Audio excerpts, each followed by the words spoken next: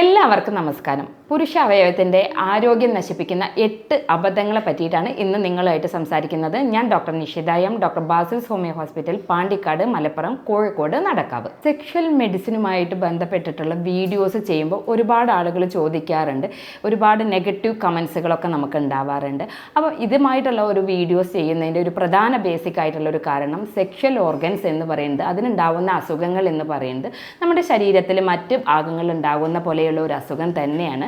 നമ്മുടെ മനുഷ്യൻ്റെ basic needs ആയിട്ടുള്ള വായു, ഭക്ഷണം എന്നിവ പോലെ തന്നെ നമുക്ക് മനുഷ്യന് ഏറ്റവും ഇമ്പോർട്ടൻ്റ് ആയിട്ടുള്ള ഒന്നുള്ളതാണ് സെക്സ്. അതുമൂലം തന്നെ നമ്മുടെ ഭാവി തലമുറയെ ഉണ്ടാവാനും കുട്ടികൾ ഉണ്ടാവുന്നതിനൊക്കെ ആവശ്യമായിട്ടുള്ള ഒന്നാണ് സെക്സ് എന്ന് പറയുന്നത്. ആ ഭാഗങ്ങളിൽ ഉണ്ടാകുന്ന അസുഖങ്ങൾ ട്രീറ്റ് ചെയ്യേണ്ടതുമാണ്. പലപ്പോഴും ഇതിന് ട്രീറ്റ്മെൻറ്റ് ഉണ്ടോ എന്നറിയാത്തത് മൂലം തന്നെ ആളുകൾ വളരെ തെറ്റായ രീതിയിലേക്ക് പോവുകയും അതുപോലെ തന്നെ പലപ്പോഴും ട്രീറ്റ് ചെയ്യപ്പെടേണ്ട അസുഖങ്ങൾ ട്രീറ്റ് ചെയ്യാതിരിക്കുകയും അതേപോലെ തന്നെ ട്രീറ്റ് ചെയ്യേണ്ടാത്തവ, അതായത് വളരെ നിസ്സാരമായിട്ടുള്ള ചില കാര്യങ്ങൾ മിഥ്യാധാരണകളാൽ തന്നെ അവർ ട്രീറ്റ് ചെയ്യപ്പെടുകയും പല പ്രോഡക്റ്റുകൾക്ക് പിറകെ പോവുകയൊക്കെ ചെയ്യാറുണ്ട്. അപ്പോൾ കൃത്യമായിട്ട് നമ്മുടെ മനുഷ്യൻ്റെ ഒരു ബേസിക് നീഡായിട്ടുള്ള ഈ സെക്ഷൽ മെഡിസിൻസിൽ വരുന്നത് നമ്മൾ കൃത്യമായിട്ട് ട്രീറ്റ് ചെയ്യേണ്ടതാണ്. ആ അവയവങ്ങൾക്കുണ്ടാകുന്ന ബുദ്ധിമുട്ടുകൾ, അതുപോലെ തന്നെ നമ്മുടെ ദാമ്പത്യത്തിലുണ്ടാകുന്ന ബുദ്ധിമുട്ടുകളൊക്കെ കൃത്യമായിട്ട് ട്രീറ്റ് ചെയ്യേണ്ടതാണ്. നമ്മുടെ ശരീരത്തിൻ്റെ മറ്റ് ഭാഗങ്ങൾ എന്ന പോലെ തന്നെ അതിനൊരു ഇമ്പോർട്ടൻ്റ് ആയിട്ടുള്ള ഒരു കാര്യമാണ്. അപ്പോൾ അതുകൊണ്ട് തന്നെ സെക്ഷൽ മെഡിസിൻസ് പ്രാക്ടീസ് ചെയ്യുന്ന പല ഡോക്ടേഴ്സിനുണ്ടാവുന്ന പല നെഗറ്റീവ് കമൻസുകളും ഉണ്ടാവാറുണ്ട്. പക്ഷേ എന്നാൽ പോലും ഇതിൽ നിന്നൊക്കെ കിട്ടുന്ന ഒരു പോസിറ്റീവ് കമൻസ് വെച്ചിട്ടാണ് നമ്മളൊരു കൃത്യമായിട്ടുള്ള ഇത്തരത്തിലുള്ള വീഡിയോസ് ചെയ്യുന്നത്. അതിൻ്റെ അർത്ഥം അത് നമ്മൾ പ്രത്യേകിച്ച് കരുതുന്നത് എന്താ വെച്ചാൽ പ്രോപ്പറായിട്ടുള്ളൊരു സെക്ഷൽ എഡ്യൂക്കേഷൻസ് കൊടുക്കുക. ഈ പ്രോപ്പറായിട്ടുള്ള സെക്ഷൽ എഡ്യൂക്കേഷൻസ് കൊടുക്കാനും അതുപോലെ തന്നെ ഈ ഭാഗങ്ങളിലുണ്ടാകുന്ന അസുഖങ്ങൾ വ്യക്തമായിട്ട് ട്രീറ്റ് ചെയ്തിട്ട് അത് കൃത്യമായിട്ടുള്ള ഒരു സെക്ഷൽ ലൈഫ് ഉണ്ടാവാനും അതേപോലെ അവരുടെ ദാമ്പത്യമൊക്കെ നല്ല രീതിയിലാവുന്നതിനും വേണ്ടിയിട്ടാണ് നമ്മൾ ഇത്തരത്തിലുള്ള വീഡിയോസുകൾ ചെയ്യാറുള്ളത്. പലപ്പോഴും പല ഡോക്ടേഴ്സ് തന്നെ ചോദിക്കാറുണ്ട്, പലപ്പോഴും പല ഡോക്ടേഴ്സിന് പോലും ഇത്തരത്തിലുള്ള ഈ അസുഖങ്ങൾ ട്രീറ്റ് ചെയ്യാൻ ഒരു മടി കാണിക്കാറുണ്ട്. അതുകൊണ്ട് തന്നെ ഈ സെക്ഷൽ മെഡിസിൻസ് പ്രാക്ടീസ് ചെയ്യേണ്ടത് ഇന്ന് നമ്മുടെ കാലഘട്ടത്തിൻ്റെ ആവശ്യമാണ്.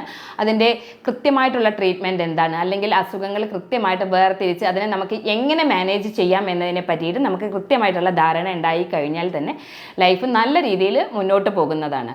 ശരിയായിട്ടുള്ള സെക്സ് എഡ്യൂക്കേഷൻ ഇന്നത്തെ കാലഘട്ടത്തിന് അത്യാവശ്യമാണ്. അതുകൊണ്ട് തന്നെ 18 വയസ്സ് കഴിഞ്ഞിട്ടുള്ള ആർക്കും ഈ വീഡിയോ കാണാവുന്നതാണ്. ഇന്ന് പ്രധാനമായിട്ട് ഡിസ്കസ് ചെയ്യുന്നത് പുരുഷാവയവത്തിൻ്റെ ആരോഗ്യം നശിപ്പിക്കുന്ന 8 അബദ്ധങ്ങളെ പറ്റിയിട്ടാണ്. അതിൽ ഏറ്റവും ഇമ്പോർട്ടൻ്റ് ആയിട്ടുള്ളതാണ് ഉദാഹരണ പ്രശ്നങ്ങളുള്ള ഒരുപാട് ആളുകളുണ്ട്.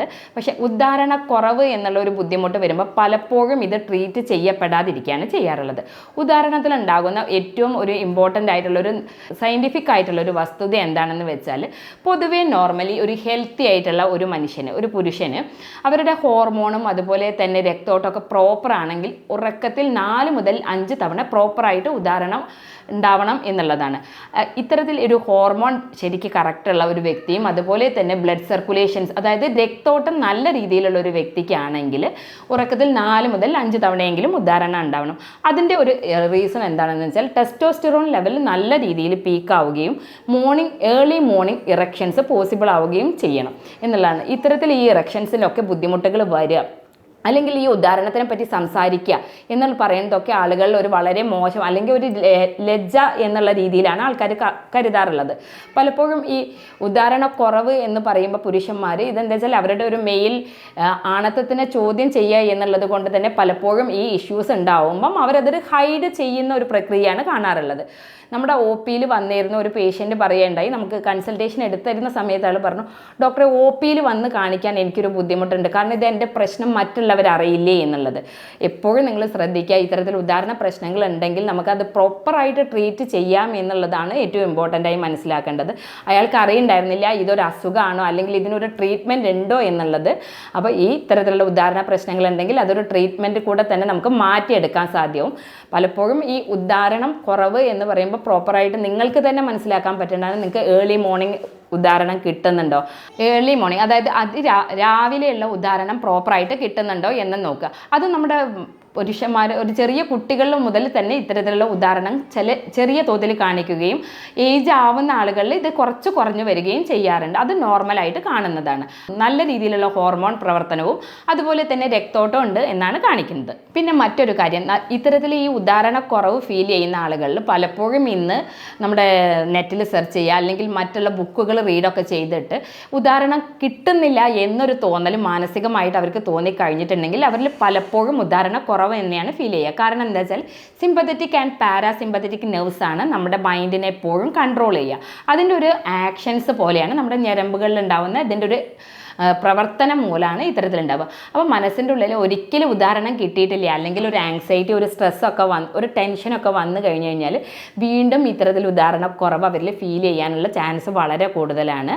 അപ്പോൾ എപ്പോഴും ശ്രദ്ധിക്കുക, എന്താ വെച്ചാൽ മൈൻഡും നമ്മുടെ മനസ്സും ശരീരവും ഒരുമിച്ച് നിന്നിട്ടാണ് ഇത്തരത്തിലുള്ള ഉദാഹരണം എന്നുള്ള ഒരു ഇറക്ഷൻ എന്നുള്ള ഒരു പ്രക്രിയ ഉണ്ടാവാറുള്ളത്. അപ്പോൾ കൃത്യമായിട്ട് ഉദാഹരണക്കുറവ് എന്നുള്ള ഒരു ഇഷ്യൂസ് ഉണ്ടെങ്കിൽ നിങ്ങൾ കൃത്യമായിട്ട് ട്രീറ്റ്മെൻറ്റ് എടുക്കേണ്ടത്. ഇനി ഈ ഉദാഹരണക്കുറവ് വരാൻ പ്രഷർ, നമ്മുടെ ലൈഫ് സ്റ്റൈൽ ഡിസീസസ് ആയിട്ടുള്ള പ്രമേഹം, അതുപോലെ തന്നെ ഹാർട്ട് സംബന്ധമായിട്ടുള്ള ബുദ്ധിമുട്ടുകളൊക്കെ ഇതിന് ബുദ്ധിമുട്ടായിട്ട് കാണിക്കാറുണ്ട്. അതിൽ തന്നെ നല്ല രീതിയിൽ ഉദാഹരണമൊക്കെ ഉള്ള വ്യക്തികളിലാണെങ്കിൽ ഒരു 40% ആളുകൾക്ക് അവരിൽ ഹാർട്ട് സംബന്ധമായിട്ടുള്ള ബുദ്ധിമുട്ടുകൾ കുറവാണ് എന്നാണ് പഠനങ്ങൾ കാണിക്കുന്നത്. അപ്പോൾ കൃത്യമായിട്ട് ഉദാഹരണ പ്രശ്നങ്ങൾ കൃത്യമായിട്ട് നോട്ട് ചെയ്യേണ്ടതാണ്. അതിനനുസരിച്ചിട്ട് നമ്മൾ ട്രീറ്റ്മെൻറ്റ് എടുക്കേണ്ടതാണ്. പലപ്പോഴും ഈ ഒരു അബദ്ധം കാരണം ഉദാഹരണ പ്രശ്നങ്ങൾ പുറത്ത് പറയാൻ പാടില്ല എന്നുള്ള ഒരു ഇഷ്യൂസ്, ഉദാഹരണ പ്രശ്നങ്ങളുള്ള ആളുകൾ ഇത് പലപ്പോഴും ട്രീറ്റ് ചെയ്യാതിരുന്നാൽ അത് പല രീതിയിലും നമ്മുടെ ദാമ്പത്യ പ്രശ്നങ്ങളായിട്ട് മാറാറുണ്ട്. അതുപോലെ തന്നെ മറ്റൊരു അബദ്ധ ധാരണയാണ് എന്താ വെച്ചാൽ പോൺ വീഡിയോസൊക്കെ കണ്ടിട്ട് ഈ ലിംഗത്തിൻ്റെ നീളം വർദ്ധിപ്പിക്കാം എന്നുള്ള പലപ്പോഴും ഈ ആഫ്രിക്കൻസിൻ്റെയൊക്കെ പോൺ വീഡിയോസുകളൊക്കെ കണ്ടിട്ട് ആളുകളുടെ വിചാരം ഈ ലിംഗത്തിൻ്റെ നീളം എന്ന് പറയുന്നത് ഇത്രയാണ്. നമ്മുടെ അടുത്ത് തന്നെ ആളുകൾ പലപ്പോഴും എൻക്വയറീസ് ആയിട്ട് ചോദിക്കാറുണ്ട്, ഡോക്ടറെ എനിക്കൊരു സ്മോൾ പെനിസാണ്. അപ്പം നമ്മൾ അവരുടെ അടുത്ത് കൂടുതലായിട്ട് കാര്യങ്ങൾ ചോദിക്കുമ്പോഴാണ് അവർക്ക് ആക്ച്വലി പെനിസിൻ്റെ ലെങ്ത്ത് നോർമൽ ആണെങ്കിൽ പോലും അവർ കമ്പയർ ചെയ്യുന്നത് പലപ്പോഴും ഈ മുന്നേ കണ്ടിട്ടുള്ള പോൺ വീഡിയോസിനെ പറ്റിയിട്ടാണ്. അപ്പോൾ കൃത്യമായിട്ട് മനസ്സിലാക്കാൻ നമ്മുടെ ലിംഗത്തിൻ്റെ നീളം എന്ന് നിശ്ചയിക്കുന്നത് നമ്മുടെ പാരമ്പര്യം അതിനൊരു പ്രധാന ഘടകമാണ്. നമ്മുടെ ശരീരത്തിൻ്റെ ഘടനകളും അതുപോലെ തന്നെ പാരമ്പര്യം മറ്റ് ബുദ്ധിമുട്ടുകളൊന്നും ഇല്ലെങ്കിൽ തന്നെ ഒരു നോർമൽ സൈസിലുള്ള പെനിസ് പൊതുവെ ഉണ്ടാകാറുണ്ട്. ഇനി എപ്പോഴും നിങ്ങൾ മനസ്സിലാക്കേണ്ടതെന്ന് വെച്ചാൽ ഈ പെനിസ് വലുതായതിനാൽ, ലിംഗം വലുതായതിനാൽ മാത്രമേ സ്ത്രീകൾക്ക് സെക്ഷൽ സ്റ്റിമുലേഷൻസ് ഉണ്ടാവുമോ എന്ന് ആളുകൾ ചോദിക്കാറുണ്ട്. അതും എന്ന് വെച്ചാൽ നമ്മൾ ഉദ്ധരിച്ചിരിക്കുന്ന ലിംഗം ഒരു 3.5 ഇഞ്ചോളം ഉദാഹരണ സമയത്തുണ്ടെങ്കിൽ സ്ത്രീകളിലെ സെക്ഷലി സാറ്റിസ്ഫൈ ചെയ്യാൻ സാധ്യമാവും എന്നുള്ളതാണ്. മറ്റൊരു കാര്യം വെച്ചാൽ പലപ്പോഴും ഈ ലെങ്ത്ത് ഇല്ല എന്ന് പറഞ്ഞിട്ട് ആളുകൾ പലതരം ലേപനങ്ങളും അതുപോലെയുള്ള സാധനങ്ങളൊക്കെ യൂസ് ചെയ്യാറുണ്ട്. അപ്പോൾ കൃത്യമായിട്ട് നിങ്ങൾ മനസ്സിലാക്കുക, എന്താ വെച്ചാൽ വളരെ മൈക്രോ പെനിസ് എന്നുള്ള ഒരു കണ്ടീഷനിൽ മാത്രം സർജിക്കലി വളരെ ചെറിയ പെനിസൊക്കെ ആണെങ്കിൽ സർജിക്കൽ വഴി മാത്രമേ അത് ക്ലിയർ ചെയ്യാൻ സാധ്യമാവാറുള്ളൂ. മറ്റ് നമ്മുടെ സർക്കുലേഷൻസിൻ്റെ ഇഷ്യൂസൊക്കെ ആണെങ്കിൽ അത് ക്ലിയർ ചെയ്യുമ്പോൾ ഒരു സ്വാഭാവികമായിട്ടുള്ള ചേഞ്ചസ് മാത്രമാണ് ഉണ്ടാവുക.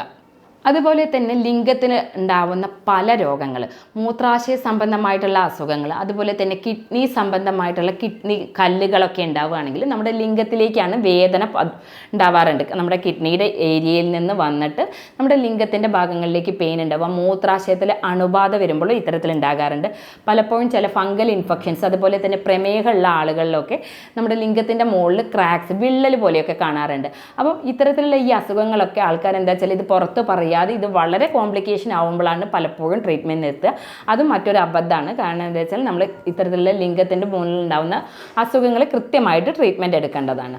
മറ്റൊരു പ്രധാനപ്പെട്ട വേറൊരു റീസണാണ് നമ്മുടെ പുരുഷന്മാരുടെ അവയവത്തിന് കൃത്യമായിട്ടുള്ള ഒരു ആരോഗ്യം മെയിൻറ്റെയിൻ ചെയ്യാൻ വേണ്ടി ദീർഘനേരം ഇരുന്ന് ജോലി ചെയ്യുന്ന ആളുകളാണെങ്കിൽ അവർ കുറച്ച് സമയം ഒരു 30 മിനിറ്റ് മുതൽ 40 മിനിറ്റ് വരെ കണ്ടിന്യൂസ് ആയിട്ട് ഇരിക്കുന്ന ആളുകളാണെങ്കിൽ അവർ കുറച്ച് സമയം എണീറ്റ് നടക്കുക എന്നുള്ളത്. കാരണം എന്താ വെച്ചാൽ ആ ഭാഗങ്ങളിലേക്കുള്ള രക്തോട്ടം കുറയാനും ആ ഭാഗങ്ങളിൽ വെരിക്കോസിൽ പോലെയുള്ള കണ്ടീഷൻസ് വരാനൊക്കെയുള്ള ചാൻസ് കൂടുതലാണ്. അപ്പോൾ ദീർഘനേരം ഇരിക്കുന്ന ഒരു വ്യക്തികളാണെങ്കിൽ നിങ്ങൾ തീർച്ചയായിട്ടും അവ അവോയ്ഡ് ചെയ്യാൻ വേണ്ടി ശ്രദ്ധിക്കുക. മറ്റൊരു ദുശ്ശീലമാണ് പുകവലി.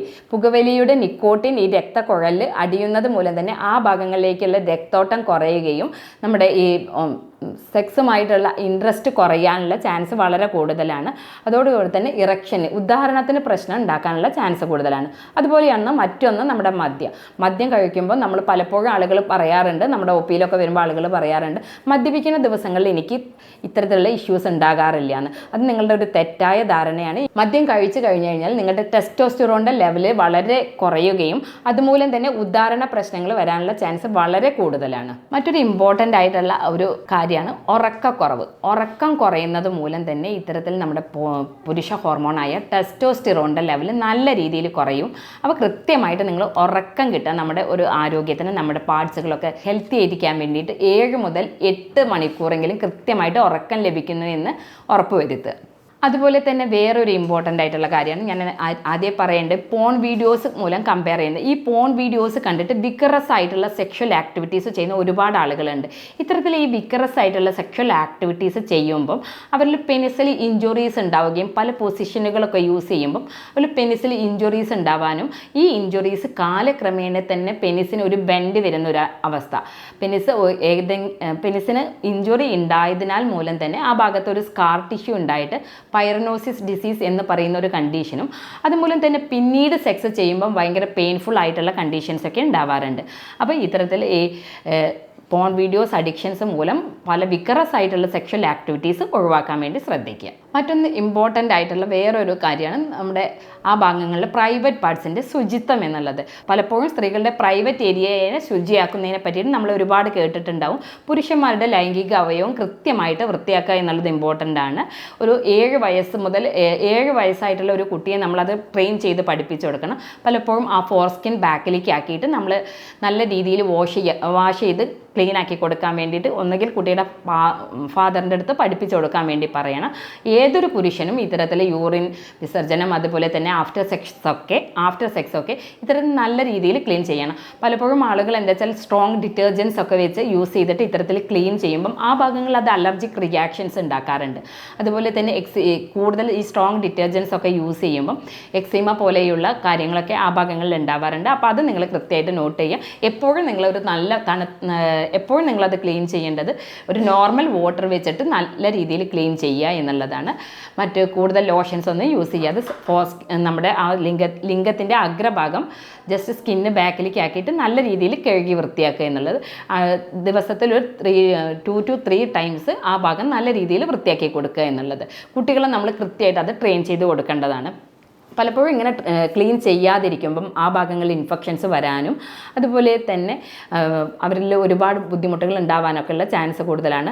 ഒ പിയിലൊക്കെ വന്നപ്പോൾ പലപ്പോഴും പല പേഷ്യൻസിനും ഈവൻ എഡ്യൂക്കേറ്റഡ് ആയിട്ടുള്ള പല ആളുകളിലും ഇത്തരത്തിൽ ഇത് ക്ലീൻ ചെയ്യുന്നതിനെ പറ്റിയിട്ടുള്ള ധാരണ വല്ലാതെ ഉണ്ടായിരുന്നില്ല. അപ്പോൾ അതുകൊണ്ടാണ് ഇത്തരത്തിൽ ഇത് വൃത്തിയാക്കി ക്ലീൻ ചെയ്യാൻ നമ്മൾ കുട്ടിക്കാലത്ത് തന്നെ കുട്ടികളെ പഠിപ്പിച്ച് കൊടുക്കേണ്ടതാണ്. സ്ട്രെസ്സ്, ആങ്സൈറ്റി തുടങ്ങിയിട്ടുള്ള ഇഷ്യൂസുകളൊക്കെ നമ്മുടെ മാനസികാരോഗ്യത്തിന് മാത്രമല്ല നമ്മുടെ ശാരീരികമായിട്ടുണ്ടാകുന്ന ബുദ്ധിമുട്ടുകളൊക്കെ ഇഷ്യൂസ് ഉണ്ടാക്കാറുണ്ട്. അപ്പോൾ അതുകൊണ്ട് തന്നെ നിങ്ങൾ കൃത്യമായിട്ടുള്ള കൃത്യമായിട്ട് തന്നെ മനസ്സിനെ ശാന്തമാക്കാൻ വേണ്ടിയിട്ട് ഒന്നുകിൽ യോഗ പോലെയുള്ളത് അല്ലെങ്കിൽ ധ്യാനം പോലെയുള്ളതൊക്കെ പ്രാക്ടീസ് ചെയ്യാം. അതുപോലെ തന്നെ നിങ്ങൾ കൃത്യമായിട്ട് ശ്രദ്ധിക്കേണ്ട മറ്റൊന്നാണ് വളരെ ലൂസായിട്ടുള്ള അണ്ടർവെയർസ് യൂസ് ചെയ്യാൻ വേണ്ടിയിട്ട് ശ്രദ്ധിക്കുക. നൈറ്റിൽ അണ്ടർവെയർസ് യൂസ് ചെയ്യാതിരിക്കുന്നതാണ് സെക്ഷൽ ഓർഗൻസിൻ്റെ ഹെൽത്തിന് ഏറ്റവും നല്ലത്.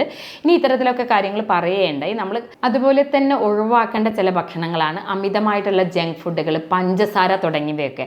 കാരണം ഇതൊക്കെ നമുക്ക് അമിത ഭാരം ഉണ്ടാക്കാനുള്ള ചാൻസ് ഉണ്ട്. അപ്പോൾ ഇത്തരത്തിലുള്ള ഈ കാർബണൈസ്ഡ് ഡ്രിങ്ക്സുകൾ, പഞ്ചസാര പോലെയുള്ളവയൊക്കെ നിങ്ങൾ ഒഴിവാക്കുക. നമ്മുടെ ആരോഗ്യത്തിന് ഏറ്റവും ഹെൽത്തി ആയിട്ടുള്ള പഴങ്ങൾ, പച്ചക്കറികൾ, വെജിറ്റബിൾസ്, നട്ട്സുകളൊക്കെ നല്ലോണം ഭക്ഷണത്തിൽ ഉൾപ്പെടുത്താനും വേണ്ടി ശ്രദ്ധിക്കാം. അതുപോലെ തന്നെ പുരുഷ അവയവത്തിൻ്റെ ആരോഗ്യം നല്ല രീതിയിലാവാൻ വേണ്ടിയിട്ട് നമ്മൾ ഡെയിലി എക്സസൈസുകൾ ചെയ്യുന്നത് വളരെ ഹെൽത്തിയാണ്. അതിൽ തന്നെ കിഗൽ ടൈപ്പ് ഓഫ് എക്സസൈസുകൾ നമ്മുടെ ലൈംഗിക ആരോഗ്യം മെച്ചപ്പെടുത്തുന്നതിന് വളരെയധികം ഹെൽപ്പ് ചെയ്യുന്നതാണ്. ഇനി ഇത്തരത്തിലുള്ള ഈ അബദ്ധങ്ങളൊക്കെ നിങ്ങൾ കൃത്യമായിട്ട് മനസ്സിലാക്കി എന്ന് കരുതുന്നു. അവയൊക്കെ മാറ്റുന്നതിന് വേണ്ടിയിട്ട് നിങ്ങൾ ഈ കാര്യങ്ങളൊക്കെ ഫോളോ ചെയ്യുക. ഇനി ഇതുമായിട്ടുള്ള എന്തെങ്കിലും ഇത്തരത്തിലുള്ള ഇഷ്യൂസുകളൊക്കെ ഉണ്ടെങ്കിൽ നിങ്ങൾ ഒരിക്കലും നിങ്ങൾ ലജ്ജിക്കുകയല്ല വേണ്ടത്. നമ്മുടെ ആരോഗ്യമാണ് നമ്മുടെ ഏറ്റവും ഇമ്പോർട്ടൻ്റ് ആയിട്ടുള്ള കാര്യം. അപ്പോൾ അതിനനുസരിച്ച് നിങ്ങൾ ട്രീറ്റ്മെൻറ്റ് എടുക്കുകയാണ് വേണ്ടത്. ഇനി ഇത്തരത്തിൽ നിങ്ങൾക്ക് എന്തെങ്കിലും ഒരു ഇഷ്യൂസുകളൊക്കെ ഉണ്ടെങ്കിൽ നിങ്ങൾക്ക് എന്നെ ബന്ധപ്പെടാവുന്നതാണ്. ഞാൻ doctor Nishitha M, doctor Basil's homeo hospital, Pandikkad, Malappuram, Kozhikode, Nadakkavu.